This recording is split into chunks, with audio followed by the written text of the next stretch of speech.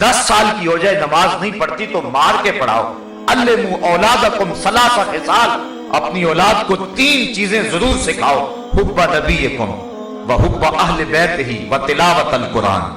ایک تو اپنے نبی کا پیار سکھاؤ اور ایک اہل بیت رسول کا پیار سکھاؤ، اور تیسرا فرمایا قرآن کی تلاوت سکھا دو. جب تم اپنی اولاد کو یہ نور دو گے اور وہ نیکی کے راستے پہ چلے گی، کبھی شکایت نہیں ہو سکتی ماں باپ کو کہ میری اولاد میرا کہاں نہیں مانتی. میں نے ایک شخص کو کہا جو اپنی اولاد کا رونا رو رہا تھا، میں نے کہا تو رسول اللہ کا کہا مانا تھا کہ آج تیری اولاد تیرا کہا مانے؟ حضور نے کہا تھا 7 سال کی ہو جائے تو انگلی پکڑ کے مسجد کا راستہ دکھانا. تو نے اپنی اولاد کو مسجد کا راستہ دکھایا تھا؟ تو نے اپنی اولاد کو نیکی کی ترغیب دی تھی؟ آج تو ماں باپ رکاوٹ بنتے نیکی کے راستے کے اندر. اگر کوئی بچہ دین کی راہ پہ چلنے لگ جائے، ماں باپ کہتے تو تو مسیحی ہو گیا. کوئی بچہ حضور کی سنت کو چہرے پہ سجانے لگ جائے، وہ کہتا بھی تیری عمر ہی نہیں داڑھی کی. میں کہتا ہوں اگر عمر نہیں تھی تو داڑھی آئی نہیں تھی. داڑھی آئی اسی وقت ہے جب عمر ہوئی ہے. تو یہ عجیب فلسفے بگاڑنے لگتے ہیں. ماں کہتے پتر ابھی میں تیری شادی کرنی ہے. تو یہ عجیب ہم خود روکتے ہیں، اور پھر کچھ ہم محنت کرتے ہیں، پھر کچھ معاشرہ کھینچ کے لے جاتا ہے، پھر وہی بچہ ماں باپ کے بھی پھر قابو میں نہیں آتا. اگر پہلے دن آپ نے اپنی اولاد کو حضور کی چوکھٹ پہ اور اپنے رب کی دہلیز کھڑا کیا ہوتا تو اسی مصطفیٰ جان رحمت نے فرمایا ہے رضا اللہ فی رضا الوالد وسخط اللہ فی سخط الوالد. اللہ کی رضا والدین کی رضا میں اور اللہ کی ناراضگی والدین کی ناراضگی میں. ہو ہی نہیں سکتا تھا کہ وہ اولاد آپ کے سامنے اونچی آنکھ بھی کر جاتی اگر تم نے رسول کریم کا حیا سکھایا ہوتا. تو آج ہمارا مسئلہ یہ تویز تبوز کوئی نہیں ہے، نہ کسی نے گول کے پلائے ہیں اور نہ ہی کسی نے کانٹے جو ہے ہماری دیواروں میں کبوئے ہوئے ہیں، بلکہ ہم نے خود ہی اپنا آپ برباد کیا ہے اور اپنی اولاد کو حق کی راہوں کا مسافر نہیں بنایا ہے. تو جب کوئی شخص گناہ کی زندگی گزارتا ہے تو یہ سزا اسے پہنچتی ہے کہ اس کی آنکھوں اور دل کا حیا لٹ جاتا ہے. اللہ اکبر. گناہ کے اثرات بد میں سے ایک اثر یہ بھی ہے کہ جو گناہ کرنے والا ہے اس کے چہرے کی رونق ختم ہو جاتی. اللہ تعالیٰ جل شانہ نے مومن کو بصیرت کا نور عطا فرمایا ہے اور اس نور سے مومن دیکھتا ہے، اور اسی طرح اس کے چہرے کی ایک چمک ہے، چاہے اس کی رنگت سیاہی مائل کیوں نہ ہو، لیکن جو نیکوکار کا چہرہ ہے وہ بھی پہچانا جاتا ہے اور بدکار کا چہرہ بھی پہچانا جاتا ہے. بعض علماء نے لکھا ہے کہ آنکھوں کے اندر جو نیکوکار ہوتا ہے اس کی آنکھوں کے اندر ایک کشش ہوتی ہے جو لوگوں کو اپنی طرف کھینچتی ہے، اور جو بدکار ہوتا ہے اس کی آنکھیں بے رونق اور بے نور ہوتی ہیں. جس طرح بصیرت کا نور اس کے پاس نہیں ہے، اس طرح اس کی آنکھیں بے رونق بھی ہوتی ہیں. تو برائی سے انسان کا چہرہ بگڑ جاتا ہے. نہیں تو دیکھ لو جو ظالم ہوگا، جو جابر ہوگا، جو اللہ کی حدوں کو پامال کرنے والا ہوگا، اس کا چہرہ جو ہے وہ بگڑا ہوا ہوگا، اور جو سحری کے وقت اٹھ کے آنسو بہانے والا ہوگا آپ صبح دیکھیں گے اس کے چہرے پہ نور آپ کو نظر آئے گا. تو اہل اللہ کے چہرے اللہ اکبر اور برے لوگوں کے چہرے جو ہیں وہ صاف دکھائی دیتے ہیں، پتہ چلتا ہے. اور جو ہے وہ ایمان نظر سے دیکھنے والا ہو، دقت نظر رکھتا ہو، بالخصوص جس کو تقوی کا نور حاصل ہو، وہ چہرے سے پہچان جاتا ہے. اللہ اکبر. چہرے پہ لکھا. بلکہ مومن کی شان یہ ہے، حضور فرمایا اتقوا فراست المومن فإنہ ینظر بنور اللہ تعالی. مومن کی فراست قلبی سے ڈرا کرو، وہ اللہ کے دیے ہوئے نور سے دیکھتا ہے. ایک تو عام روشنائی ہے لیکن مومن کو اللہ فراست کا نور دیتا ہے، لیکن گناہ کرنے والے سے وہ نور چھین لیا جاتا ہے. ایک عیسائی نے یہ حدیث پڑھی کہ مومن کی فراست قلبی سے ڈرو، وہ اللہ کے دیے ہوئے نور سے دیکھتا ہے. اعلیٰ حضرت نے اس کو ملفوظات میں لکھا ہے. اس نے زنار پہنی، اوپر عبا پہنی، اور اس سر کے اوپر امامہ باندھا اور مسلمانوں والی شکل بنائی، اور اس دور کے بہت بڑے ولی کے پاس گیا. کہا مومن کی فراست قلبی سے ڈرو، وہ اللہ کے دیے ہوئے نور سے دیکھتا ہے. حضرت بتائیے اس کا مفہوم کیا ہے؟ وہ بزرگ فرمانے لگے اس کی یہ تشریح ہے، اس کی یہ تشریح ہے. وہ عیسائی نصرانی دل ہی دل میں ہنسنے لگا. اگر حدیث سچی ہوتی یا یہ اللہ کا ولی ہوتا تو بتاتا نا میرے اندر کیا ہے. تو پھر دوسرے کے پاس گیا، اس نے بھی کوئی تشریح بیان کی. تیسرے کے پاس گیا، اس نے بھی کوئی تشریح بیان کی. 69 اولیاء کے پاس گیا. सब ने यही तशरीह बयान की, कोई इधर की उधर, कोई उसकी कोई तशरीह, कोई फनी उसकी तशरीह बयान की। हजरत जुनैद बगदादी का दरबार लगा हुआ था, जाके बैठ गया, बात खत्म हुआ। फरमाया किसी ने कोई पूछना हो तो आगे आ जाए। उसी ने पूछना था, करीब हो गया, कहने लगा हजरत इत्तकू फरासतल मोमिन फइन्नहु यंज़ुरु बिनूरिल्लाह, मोमिन की फरासत कल्बी से डरो, वो अल्लाह के दिए हुए नूर से देखता है। इसका क्या मतलब है? हजरत जुनैद बगदादी ने गौर से देखा और मुस्कुरा के कहा, इसका मतलब ये है कि नसरानियत छोड़ दे, जुन्नाल तोड़ दे और मोहम्मद अरबी का कलमा पढ़ ले। ये है इसका मतलब। कहने लगा हजरत एक मेरा सवाल और रह गया कि आपसे कबल मैं 69 लोगों के पास गया हूं, उन्होंने नहीं बताया, तो क्या वो वली नहीं थे या कोई और वजह थी? फरमाया वो वली थे। तो कहा फिर उन्होंने क्यों नहीं देखा? फरासत का नूर उनके पास नहीं था? कहा था। तो कहा फिर उन्होंने क्यों नहीं बताया? कहा वो जानते थे कि इसका ईमान जुनैद बगदादी के हाथ पे लिखा हुआ है, अगर वो बता देते तुम वहीं रुक जाते। वो आगे आगे भेजते जा रहे थे कि इसका ईमान तो हजरत जुनैद बगदादी के हाथ पे लिखा हुआ है। तो अल्लाह ने मोमिन को ये शान दी हुई है, ये नजर है मोमिन की, पहचान लेते हो। मैं कल अर्ज किया था कि हजरत इमाम आजम वुजू के पानी से पहचान लेते थे कि ये चुगल खोर के वुजू का पानी है या गीबत करने वाले के वुजू का पानी है। अल्लाह ने उनको ये सलाहियत और ताकत अता फरमाई है, ये मोमिन की शान है। हम गुनाहों की दलदल में फंस करके जो है वो अपनी उस शान को खो देते हैं और अपनी उस दौलत से महरूम हो जाते हैं।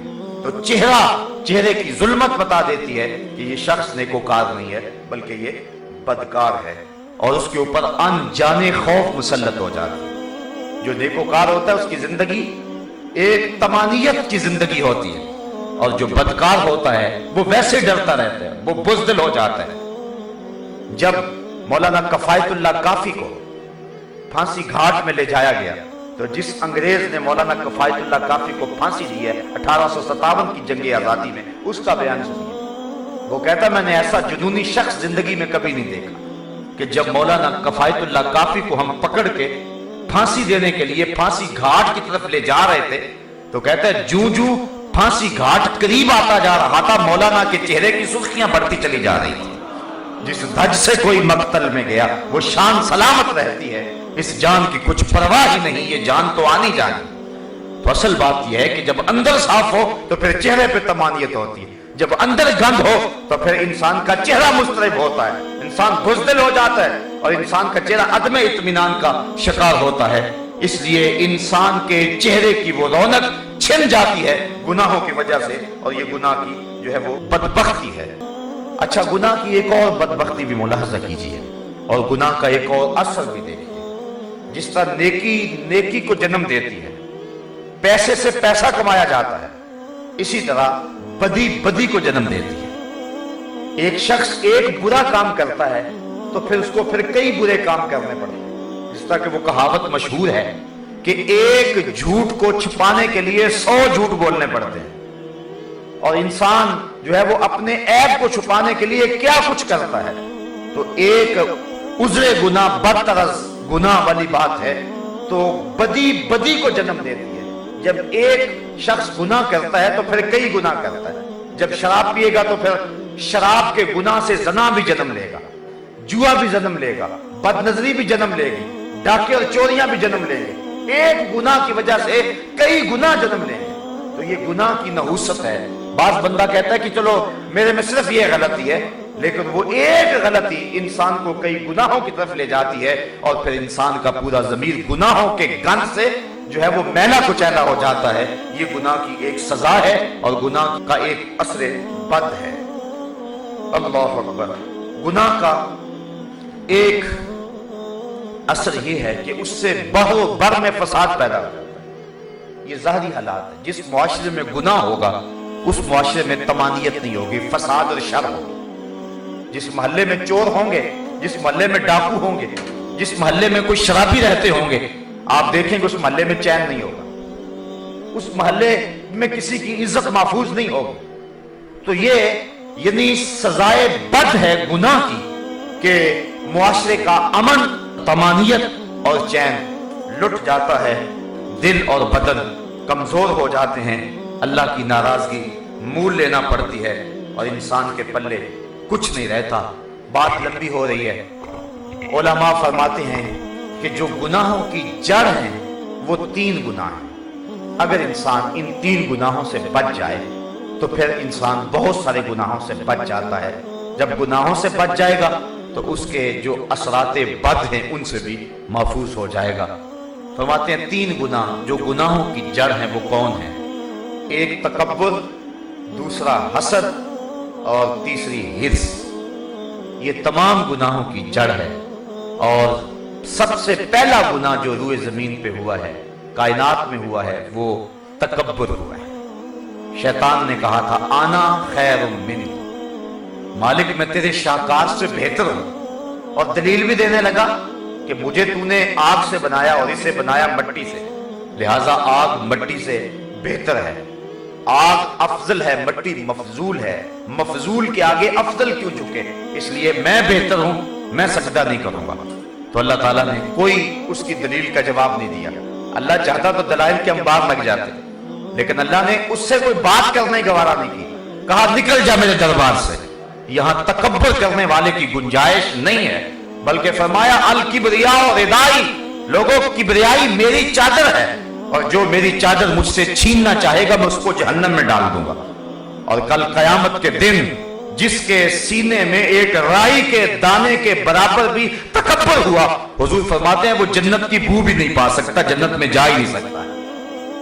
تواضع کا درس دیا گیا ہے، من تواضع للہ برفعہ اللہ، جس نے تواضع کی اللہ نے اس کو سر بلند کر دیا۔ جس شاخ پہ پھل ہوتا ہے وہ اکڑی ہوئی نہیں ہوتی، وہ جھکی ہوئی ہوتی ہے، اکڑتا وہی ہے جس پہ پھل کوئی نہیں ہوتا ہے۔ اس لیے تکبر یہ بدترین خصلت ہے کہ شریعت میں اس کو انتہائی ناپسند کیا گیا ہے۔ حضور نے ارشاد فرمایا جس نے اپنی شلوار کو، اپنے تہبند کو جو ہے وہ اپنے آزار کو جو ہے وہ ٹخنوں سے نیچے تکبر کی وجہ سے لٹکایا، کل قیامت کے دن اللہ اس کو جہنم کی آگ میں جلائے گا۔ تو اس لیے تکبر سے بچنے کی تاکید کی، یہ پہلا گناہ ہے، اور کائنات کے اندر جب گناہوں کا آغاز ہوا تو پہلا گناہ جو ہے وہ تکبر ہوا ہے۔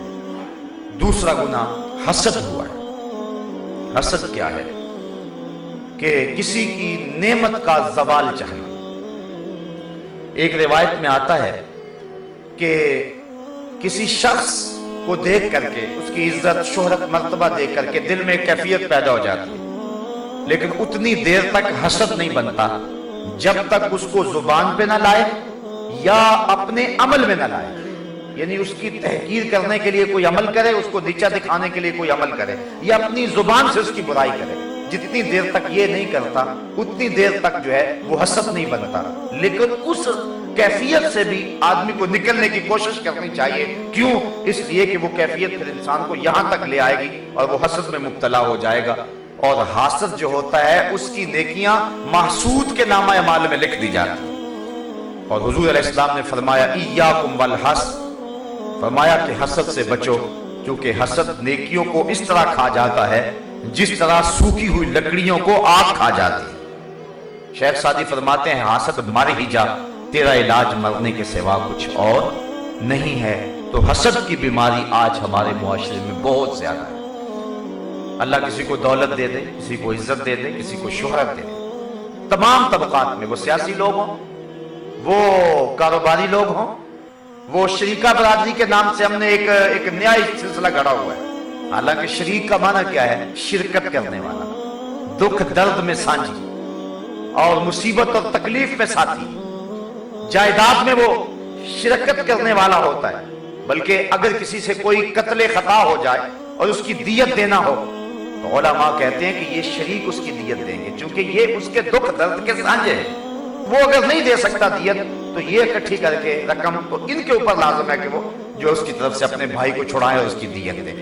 تو یہ شریکہ جو برادری ہے یہ تو حسین ایک رشتہ ہے، لیکن ہم نے شریک بمانا دشمن سمجھ لیا۔ حالانکہ شریک تو شرکت والے کو کہتے ہیں جو شرکت کرتا ہے، تمہارے دکھ درد کا ساجی ہے۔ لیکن ہماری یہ شریکہ برادری کیا ہے کہ بیٹے کی شادی بھی ہو تو شریک طاق میں رہتے ہیں کہ کوئی کمی پیشی آئے اور ہم ڈنڈورا پیٹیں۔ اگر ایک لقمہ بھی کھانے کا کم ہو جائے تو ہم جو ہے وہ اس پر شور کریں اور اس کی تذلیل کریں۔ یہ عجیب رنگ ہے، عجیب ڈھنگ ہے۔ حسد کی آگ جو ہے وہ گلی گلی اس وقت جل رہی ہے، بلکہ معاف کیجئے گا کہ یہ آگ اور اس آگ کی حدت اور اس کی لپیٹ میں جو ہے وہ علماء بھی آ گئے ہیں اور وہ بھی حسد کی آگ میں ایک دوسرے سے جل رہے ہیں۔ بلکہ خواجہ میر درد نے کہا تھا کہ یہ جو 72 فرقے بنے ہیں یہ بھی حسد کی وجہ سے بنے ہیں۔ وہ کہتے ہیں 72 فریق حسد کے عدد سے ہیں، اپنا یہ طریق کے باہر عدد سے ہیں۔ یعنی حسد کے اگر حروف ابجد نکالیں، جس طرح بسم اللہ کے حروف نکالتے ہیں تو 786 بنتے ہیں، اگر حسد کے عدد نکالیں تو 72 بنتے ہیں۔ تو خواجہ میر درد کہتے ہیں کہ 72 فریق حسد کے عدد سے ہیں، اپنا یہ طریق کے باہر عدد سے ہیں۔ اپنے آپ کو اس عدد سے باہر رکھنا، کہیں حسد کی آگ میں نہ جلنا، تمہاری نیکیاں بھی جلیں گی، من بھی پاک نہیں رہے گا، اور محسود کا بگاڑ بھی کچھ نہیں سکو گے۔ حسد کرنے کے باوجود اس کا کچھ نقصان نہیں کر سکو گے۔ اگر اس کو اللہ نے شہرت دی ہے تم چھین نہیں سکتے، عزت دی ہے تم چھین نہیں سکتے، کیونکہ وَتُعِزُّ مَن تَشَاءُ وَتُذِلُّ مَن تَشَاءُ، عزت بھی اللہ دیتا ہے، ذلت بھی اللہ دیتا ہے۔ جس کو اللہ عزت دے اسے کوئی ذلیل نہیں کر سکتا، اور جس کو اللہ ذلیل کرے اس کو کوئی عزت نہیں دے سکتا ہے۔ اسی طرح جس کو جو دیا ہے اللہ نے دیا ہوا ہے، اس لیے حسد کر کے اپنے آپ کو پریشانی میں ڈالنا ہے، اور یہ ایسی آگ ہے جو ہمیشہ اندر سلگتی رہتی ہے اور کسی صورت میں بجھتی نہیں، ہر آن بڑھتی چلی جاتی ہے۔ تو اسی طرح طمع کا ایک مرض ہے، اور وہ حضور نے فرمایا اگر انسان کو ایک وادی سونے کی دے دی جائے جس میں سونا ہی سونا ہو تو وہ ہرس کرے گا کہ کاش میرے لیے ایک اور ہوتی۔ یعنی انسان کا ہرس ایسا ہے کہ کبھی بھی جو ہے یہ پورا ہی نہیں ہوتا۔ جو کروڑ پتی ہیں وہ کہتے ہیں ہم ارب پتی کیوں نہیں، اور جو ارب پتی ہیں وہ کہتے ہیں ہم کھرب پتی کیوں نہیں۔ میں کہتا ہوں میاں ان کو بھی تو دیکھو جو نان شبینہ کو بھی ترستے ہیں، ان ضرور حضور فرمایا کہ اپنے نیچے دیکھو، اوپر نہ دیکھو، اپنی مٹی پہ ہی چلنے کا سلیقہ سیکھو، سنگ مرمر پہ چلو گے تو پھسل جاؤ۔ دنیا کے معاملے میں نیچے دیکھو اور دین کے معاملے میں اوپر دیکھو۔ ہم نے الٹ کام بنایا ہوا، دنیا کے معاملے ہم دیکھ رہے فلاں ارب پتی ہے، میں تو ابھی بہت پیچھے ہوں، اور جب دین کا معاملہ آتا ہے تو ہم کہیں یار آپ نماز نہیں پڑھتے، وہ کہتے ہیں جی فلاں آدمی جو ہے وہ نماز پڑھ کے یہ برے کام کرتا ہے، ہم اس سے تو چنگے ہیں، اس سے تو اچھے ہیں۔ میاں جب دین کا معاملہ ہو تو اس وقت دیکھیں ہم 5 پڑھتے ہیں، فلاں تہجد بھی پڑھتا ہے، تو وہ ہم سے آگے، ہم اس سے آگے جانے کی کوشش کریں، اس میں فاستبقوا الخیرات، ایک دوسرے سے آگے بڑھنے کی کوشش کریں۔ اور جب دنیا کا معاملہ آئے تو ہم کہیں اللہ نے ہمیں کروڑوں دیے ہوئے ہیں، لاکھوں دیے ہوئے ہیں، وہ بھی تو ہیں جن کا بیچاروں کا اپنا مکان بھی نہیں ہے، وہ بھی تو ہیں جو نان شبینہ کو ترستے ہیں۔ ہمارے بچے تو ہر روز عید مناتے ہیں، تو وہ بھی تو لوگوں کے بچے ہیں، ان کے سینے میں تو دھڑکتا ہوا دل ہے جو عید کے دن بھی آلو چھولے بیچنے پہ مجبور ہوتے ہیں، جو بسوں کے اندر پانی عید کے دن بھی بیچ رہے ہوتے ہیں، وہ بھی تو کسی ماں کے بیٹے ہیں جو عید کے دن غبارے بیچ رہے ہوتے ہیں۔ کبھی ہم نے دیکھا اس بات پہ غور کیا؟ اگر اس طرح سوچنے کی عادت بن جائے تو پھر ہماری حرص ختم ہو جائے۔ حضرت رومی مرشد اقبال نے بڑی خوبصورت بات کہی، آپ فرماتے ہیں کوزائے چشم حدیثاں پر نشد تا صدف کانے نشد پر در نشد۔ حدیث کا پیٹ تو بھر جاتا ہے، آنکھ نہیں بھرتی، اور فرمایا کہ آنکھ کو 2 چیزیں بھریں گی، یا قبر کی مٹی اور یا پھر صبر کا پانی۔ تو اگر کسی کے پاس قناعت اور صبر نہیں ہے اور اس کے پاس جو ہے وہ قبر کی مٹی ابھی نہیں ملی اس کو، تو اس کی آنکھیں نہیں بھر سکتی ہیں، آنکھیں کھلی ہیں، اور انسان ہرس کی آگ میں بھی جلتا رہتا ہے۔ علماء کہتے ہیں یہ بنیادی 3 گناہ ہیں۔ حسد ہوگا، حسد کے نتیجے کے اندر قتل و غارت ہوگی۔ قابیل نے جو ہے وہ قتل کیا حابیل کو حسد کی بنیاد پر۔ حسد ہوگا تو دوسرے کو نقصان پہنچانے کا چکر ہوگا۔ اس طرح ہرس ہوگی تو لوٹ مار ہوگی، ہرس ہوگی تو غریب کا خون نچوڑیں گے، ہرس ہوگی کسی کا حق غصب کریں گے، ہرس ہوگی تو پھر بہت سارے نقصانات ہوں گے۔ یتیم کا مال کھائیں گے ہرس کی وجہ سے، کسی صاحب حق کو حق نہ دیں گے ہرس کی وجہ سے، اس طرح تکبر کی وجہ سے جو ہے وہ انسانوں کو آپ حقیر سمجھتے پھریں گے اور انسانوں کی تذلیل کریں گے۔ تو علماء کہتے ہیں کہ بنیادی یہ 3 گناہ ہیں، حسد، ہرس اور تکبر۔ اگر اپنے دامن کو ان 3 گناہوں سے بچا لیا جائے اور محفوظ کر لے تو اللہ تعالیٰ اس کی برکت سے باقی گناہوں سے بھی بندے کو نجات عطا فرما دیتا ہے۔ تو آئیے آج کی اس بابرکت محفل میں یہ ایک سادہ سا چھوٹا سا نسخہ ہے جو ہم لے جائیں کہ ان 3 امراض سے اگرچہ بچنا بڑا مشکل ہے لیکن اس کے بغیر چارہ بھی تو نہیں ہے۔ کہیں اپنا آپ لٹا نہ بیٹھے اور اپنی زندگی برباد نہ کر بیٹھے۔ زندگی کے اندر ماں قبل کے سارے گناہوں سے معافی مانگ لیں اور رب کی رضا اپنی مقصود زندگی سمجھ لیں۔ اللہ تعالیٰ جل شانہ ہمیں ان 3 امراض سے اور اس کے علاوہ جتنے بھی گناہ ہیں، وہ کبائر 700 کی تعداد میں ہیں یا اس سے زیادہ، اور صغائر لا تعداد ہیں، اللہ کرم فرمائے ہمیں کبیرہ اور صغیرہ گناہوں سے بچنے کی توفیق عطا فرمائے۔ کبیرہ بھی ہم سے گناہ نہ ہو، اور اللہ کرم کرے تو ہم سے صغیرہ گناہ بھی نہ ہو۔ اللہ اکبر۔ ایک بزرگ فرماتے ہیں کہ اتنی دیر تک کسی بندے کو اللہ کا حقیقی قرب نہیں ملتا جب تک 40 سال یوں نہ گزر جائیں کہ اس کے بائیں سمت بیٹھا ہوا جو فرشتہ ہے اس کو ایک گناہ لکھنے کا موقع بھی نہ ملے۔ یہ حضرت مجدد الفسانی علیہ رحمہ کا قول ہے۔ وہ 40 سال تک فارغ بیٹھا رہے، تو کہا جب تک یہ کیفیت نہیں نصیب ہو جاتی تو حقیقی قرب نہیں ملتا۔ گناہ سرزد ہو بھی جائیں، بڑے گناہ اگر نہیں کریں گے تو چھوٹے یوں ہی معاف ہو جائیں گے، اگر بڑے بھی ہو گئے اس کی رحمتوں کے دروازے پھر بھی کھلے ہوئے ہیں، اس لیے وہ معاف کرنے والا ہے۔ آئیے میں اور آپ اللہ کی رحمتوں اور کرم نوازیوں کا نور حاصل کریں۔ آج جب ہم حال میں داخل ہو رہے تھے تو ایک طرف تو سحری کی برکتیں تھیں اور دوسری طرف اللہ کی رحمتوں کی برکھا بھی برس رہی تھی، تو میں نے اللہ کی بارگاہ میں یہ امید اور آرزو کی کہ مالک آج جو کہوں اس کو دلوں میں اتار دے۔ اللہ مجھے آپ کو اپنی رحمتوں اور کرم نوازیوں کا حصہ دے۔ وآخر دعوانا